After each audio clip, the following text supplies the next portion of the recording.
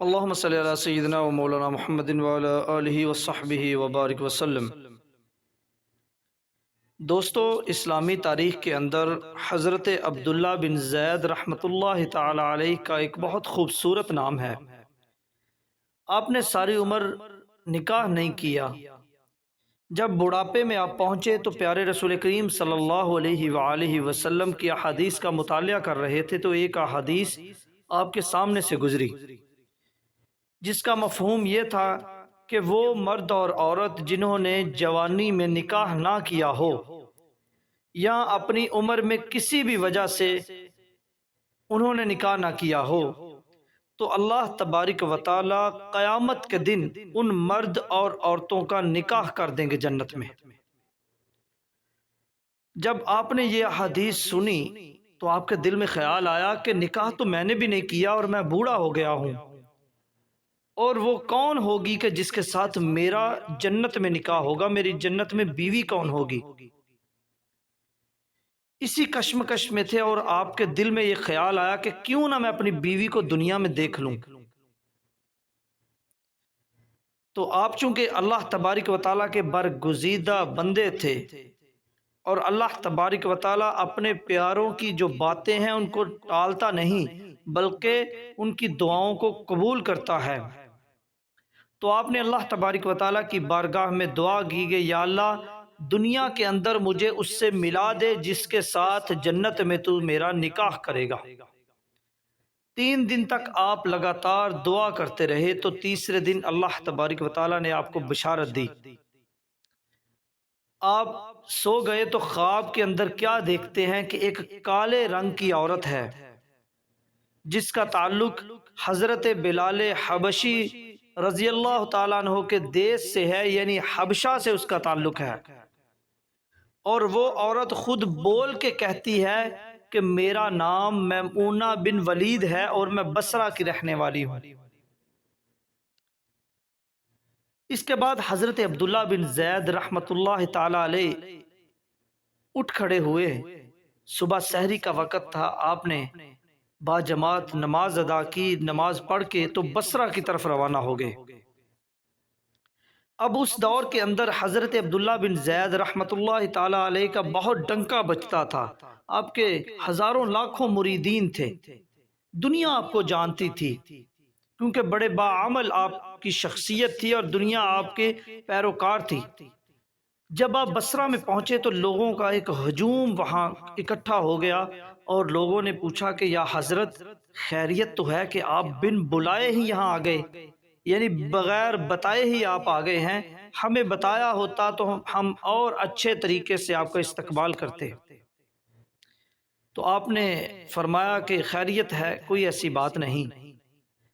پھر آپ نے لوگوں سے پوچھا کہ مجھے بتاؤ کہ کیا یہاں کوئی میمونہ نام کی کوئی عورت رہتی ہے؟ اس پر لوگ چونک اٹھے، کہنے لگے کہ حضرت اتنی دور سے آپ اس میمونہ سے ملنے آئے ہیں؟ اس پر آپ نے فرمایا کہ کیا کوئی میمونہ سے مل نہیں سکتا؟ تو وہ کہنے لگے کہ حضرت ایسی بات نہیں، وہ تو پگلی ہے، دیوانی ہے، لوگ اس کو پتھر مارتے ہیں اور وہ سارا دن بکریاں چراتی رہتی ہے۔ اس پر حضرت عبداللہ بن زید رحمۃ اللہ علیہ نے پوچھا کہ لوگ اس کو پتھر کیوں مارتے ہیں؟ تو لوگوں نے کہا کہ حضرت، جب لوگ روتے ہیں تو وہ پگلی ہنستی ہے، اور جب لوگ ہنستے ہیں تو وہ دیوانی جو ہے وہ روتی ہے، اس لیے لوگ اس کو پتھر مارتے ہیں۔ اس پر حضرت عبداللہ بن زید رحمت اللہ تعالی علیہ نے پوچھا کہ وہ کہاں ہے، مجھے اس سے ملنا ہے۔ لوگوں کو کیا پتا، یہ تو صرف وہ اللہ والے جانتے ہیں جو اس سے ملنے آئے ہیں، حضرت عبداللہ بن زید۔ تو لوگوں نے کہا کہ حضرت وہ جنگل میں بکریاں چرانے گئی ہے، ابھی عصر کے ٹائم پہ واپس آئے گی تو اس سے مل لیجئے گا، آپ تب تک آرام کر لیں۔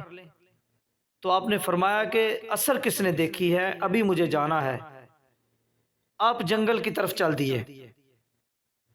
اب جو ہی آپ جنگل میں داخل ہوئے تو آپ کیا دیکھتے ہیں کہ جنگل خونخوار درندوں سے بھرا پڑا ہے، ہر طرف جنگلی جانوروں کی آوازیں آ رہی ہیں۔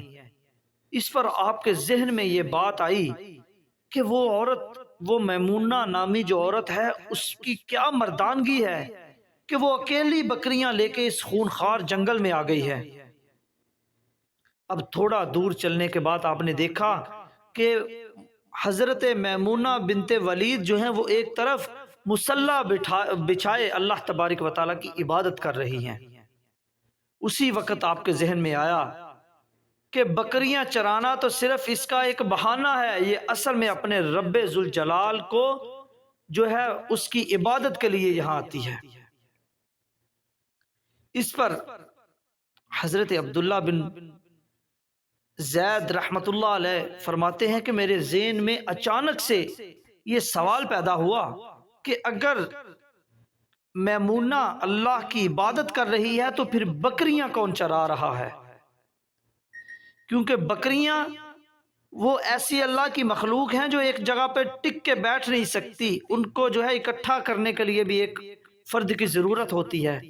تو آپ کہتے ہیں کہ میں اسی کشمکش میں تھا، اسی سوچ میں تھا کہ بکریاں کون چرا رہا ہے، تو میں کیا دیکھتا ہوں کہ بکریاں جو ہیں وہ شیر بکریاں چرا رہے ہیں، کہ جب اپنے احاطے سے بکری بھاگ کے باہر جاتی ہے تو شیر اس کو پکڑ کے وہاں لے آتے ہیں۔